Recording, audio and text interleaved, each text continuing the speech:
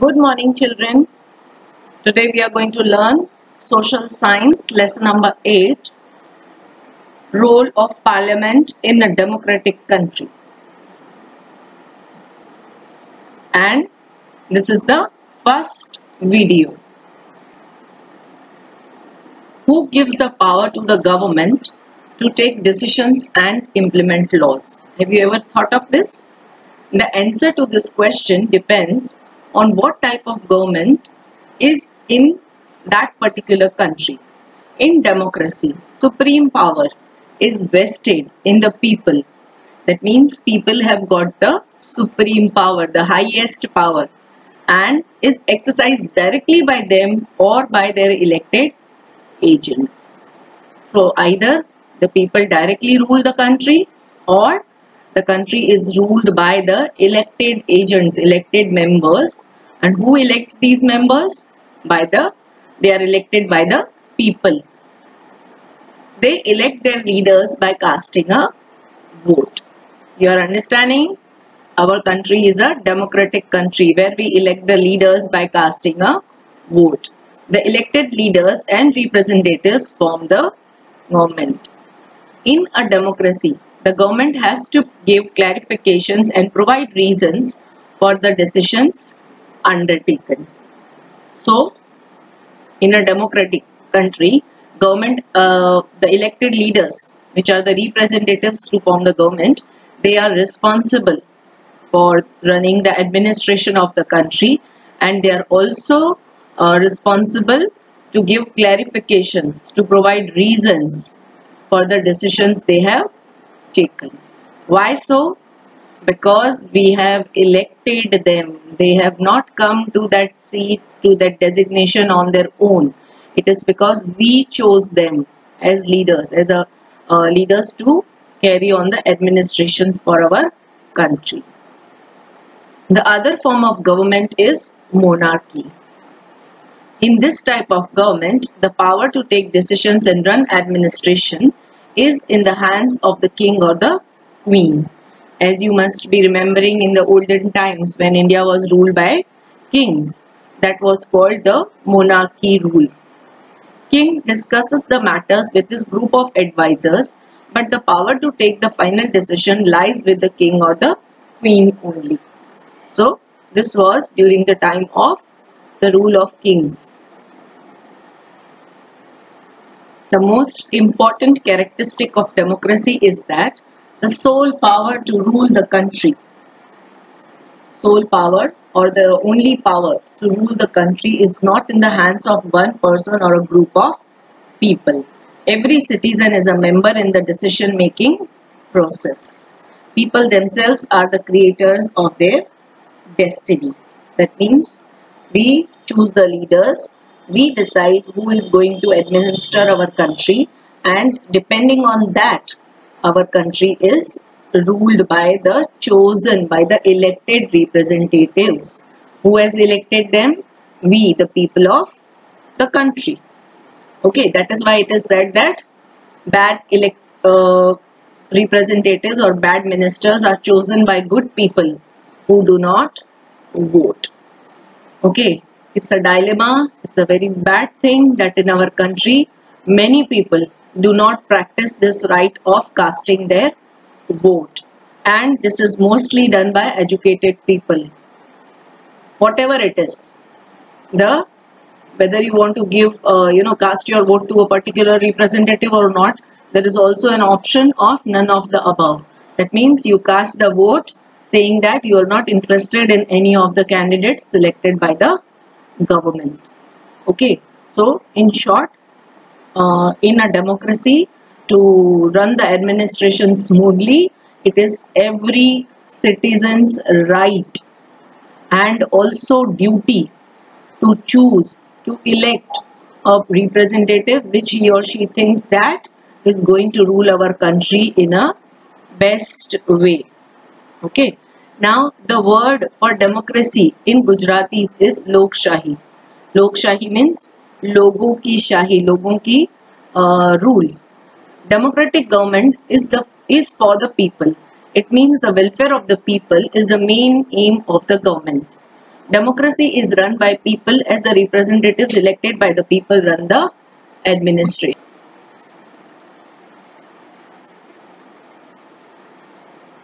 Now let us see this table which is given to us. Form of government. Two different forms of government we learned, monarchy and democracy. Democracy has got further division, which is presidential government and parliamentary government. Under presidential government, again there are two categories, unitary government and federal government, that is correlated political system. And under parliamentary government, there are unitary government and federal state as the presidential government has got. So we can say that our form of government, democracy, is divided further into these different categories. Your school must have been organizing elections for school panchayat. Similarly, your class monitor also must have been elected. In many schools, such kind of system is there where the people or the students in the class, they elect the monitor of their choice. At times it happens that the monitor is not elected but selected directly. As in our school, the teachers select the monitors or the prefects directly. As a result, others who wanted to be the monitor feel discontented and express their disapproval. That means others who wish to be the monitors, they feel discontented, that means unhappy, and they express their disapproval. Disapproval means they show their unhappiness and they disapprove that. Why is that so? Because their chance of becoming the monitor is completely snatched away if the monitors are selected directly. Like it is done in the school panchayat, representatives are elected in a democratic government too. The leader of the party that wins the majority of seats becomes the Prime Minister, and he selects members from the group of elected representatives to form the Council of Ministers. These ministers are assigned various departments and duties. So here they have explained that as it is done in the school panchayat, that means in the school, representatives are elected in a democratic government too. The leader of the party that wins the majority of seats, that means the leader who has won, the means many citizens have casted their vote to a particular leader, to a particular person. He becomes the leader, that party wins, and the leader of that party, okay, becomes the Prime Minister, and he selects members from the group of elected representatives to form the Council of Ministers. So the leader of the winning party, जिस party को सबसे ज़्यादा vote मिला, for example now Bhajap has won in many states in India. So leader of that party, which is Bhajap ka leader, is Mr. Narendra Modi. He is the Prime Minister, and he will select the members from his group, okay, which are elected, again elected from the state, to form the Council of Ministers. What is the meaning of Council of Ministers? It means the group of ministers who will govern our country. These ministers are assigned various departments and duties. So these ministers are given various tasks to complete. Different duties are allotted to them. Now, for example, you've got education minister, you've got home minister, you've got health minister, you've got shipping minister. You understand? Different categories are there, and these ministers, they are allotted these categories or different departments by the Prime Minister. This we can understand in a very simpler way. That is, we can say that see, for example, in our school, if we elect, or if a class teacher is selected by the principal ma'am, that he or she will be the class teacher of your class, okay, then the class teacher we can consider as the Prime Minister of that class. Okay, now the class teacher will select the group or the people from her class to be a Hindi speaking monitor, to be the class monitor, to be a uniform monitor. So different monitors are assigned the duties by the head of that party. That means the Prime Minister. You understand? As in your class, the teacher allots various duties to different monitors. In the same way, the Prime Minister, he will allot duties or assign various departments. Assigning departments means allotting different departments, and they will handle that department depending on the job, depending on the work they have to do. Understood this much? Now, how is the parliament formed? India has adopted parliamentary form of democracy. The parliament is the supreme institution of India. Okay, parliamentary form of democracy, we have adopted, we have selected or chosen this form of democracy. It is the supreme institution in India. That means there is nothing above parliament in our country. Parliament is the head, we can say, of administration in our country.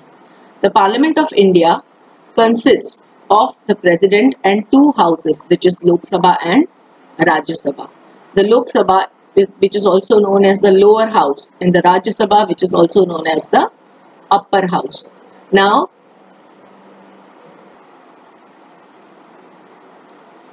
the Parliament is divided in three sections, which is Lok Sabha, the President takes care of the Lok Sabha and the Rajya Sabha. He is the head of that. President is the head of the Parliament. Now, in Lok Sabha, there are total 545 seats, out of which 26 seats are for Gujarat.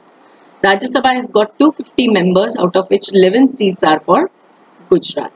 The Indian Parliament, formed post-independence, is the symbol of trust of the people of India. The main features of decision making in a democracy are people's consent and their participation. Now, Indian Parliament, when was it formed? Obviously, after the Britishers left our country. That means post-independence, after independence. And it is a symbol of trust of the people of India. That means we, the citizens of India, we trust our government completely. The main features of decision making in a democracy are people's consent and their participation. That is the main important feature of democracy, that people's consent and participation is there. Consent means our agreement, we agree to that. And participation, that means we don't directly, all of us, whole of the population of India go to the parliament. But who participates in the parliament? The elected members, जिनको हमने vote किया, those representatives, they participate in the parliament. In our system of governance, the parliament enjoys complete power since it comprises the elected representatives of the nation. As we have learnt that democracy, it has got, that much power. The people have got the ultimate or the supreme power. So here, the representatives of the nation, they enjoy the complete power. Why so? Because they are elected members.